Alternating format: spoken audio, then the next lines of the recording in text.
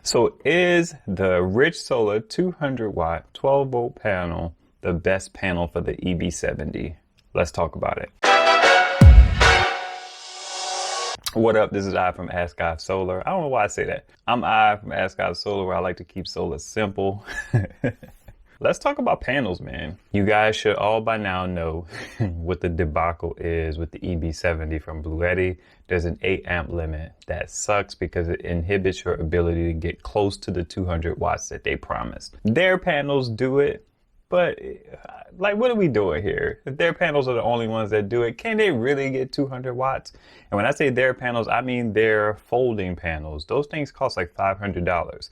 They're on sale right now for $400, which is about the going rate. I think it's $4 per watt or something like that. I don't know. I don't math, so don't judge me. Yeah, $2 per watt. The way that their panels achieve that, to my knowledge, is that they run at a voltage of 25 volts. Starting out at a higher voltage, you're at a very good advantage compared to all other panels that run at about 18 volts. And then once you put loads on them, they can go down to like 16 volts. I have 4 100 watt panels. 2 of them are in parallel. 2 HQST 100 watt panels, 2 Renogy 100 watt panels. As I've talked about before, that 8 amp limit stops those panels from pulling in the highest wattage possible because they put out about 10 amps of power. So I went on this search to find a 200 watt panel that has a higher voltage. And the only panel I could really come across was the Rich Solar one. I looked at the New Power 210, I looked at the New Power 200, I looked at the Renogy 200, which does have a higher voltage, but it's a whole $70 extra. So looking at the Rich Solar, Hobotech had a coupon for them, so it kind of pushed me a little more to look into it. And this one has an open circuit voltage of 24 volts. I'm rounding up. It's like 23 point something or another. And the amp output is like 9.72, I believe. So it's like I lose 1.72 amps. I could live with that because it has the higher voltage. So if you do some math, 24 volts, it'll probably run at about 20, hopefully. 20 times 8, what is that? I don't know. 180? I'm not sure. I think that's the perfect panel, the perfect rigid panel, but ultimately it's the perfect panel. I'm not in a position to pay $400, $500 for those Bluetti panels.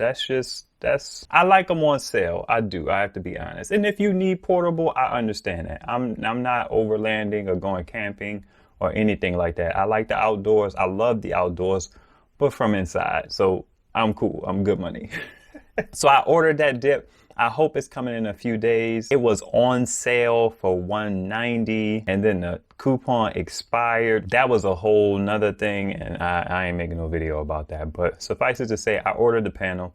It'll be coming in a few days, and I'm looking forward to being able to get some nice power into my EB70 closer to the amount. So what I do is when I get portable power stations, I always divide their total watt hours by 5 so that I know what a 20% chunk correlates to. I'm a big fan of that. So right now I get about 122 watts on a hot, sunny day. The number divided by 5 is 153, I believe, or whatever it is. I'll put it down below. I want to be able to have a panel that puts out enough power that basically charges the device 20% per hour. That's ideal for me. If it's more than that, great. If it's less than that, that kind of sucks, because then I have to be out there. You get about a good 5 hours of sunlight during the day. So I needed to be able to go full within 4 hours. I don't need it to. I just like it to. I like to be able to know if I put it out there for an hour, it's going to get 20%,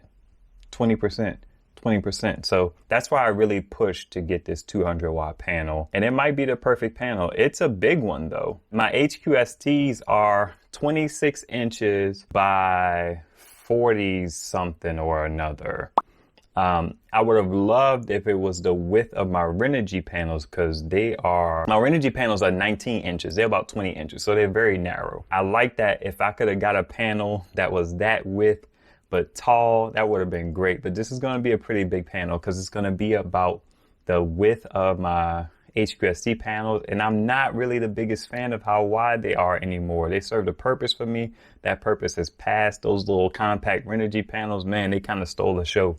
as far as form factor for me. Here's my dilemma for those of you who stick around. Thank you so much. I appreciate you. Am I gonna want to keep that 200 watt panel downstairs going into my basement? I don't know. That's what my EB70 is. And at some point I will entertain bringing my EB70 up because it has the more useful port selection. And if I can get this 200 watt panel on my back porch and stretch it out, single panel, one cable, my wife may be okay with how that infringes on the back porch area. I don't think she will. And I want her to be comfortable back there. I want the kids to be comfortable and not fear bumping their head into a big old panel. All right, holla.